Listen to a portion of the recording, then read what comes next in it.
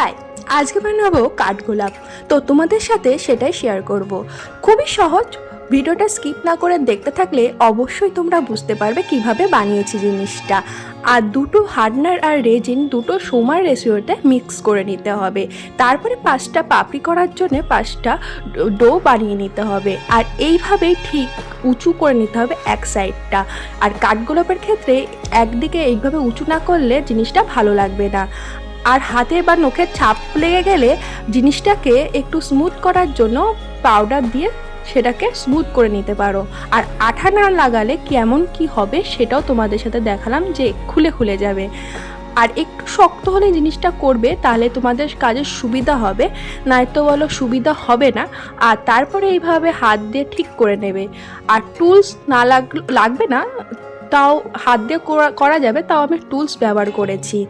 আর সবথেকে সুবিধা হয় এইভাবে কোনো কন্টেনারের ওপরের জিনিসটাকে নিলে আরও ভালোভাবে করা যায়। তোমরা চাইলে এই ধরনের কন্টেনার বা অন্য কিছু তোমাদের ইচ্ছা মতন হাতের কাছে যা থাকবে সেটা ব্যবহার করতে পারো। আর দেখো কতটা সুন্দর হয়েছে।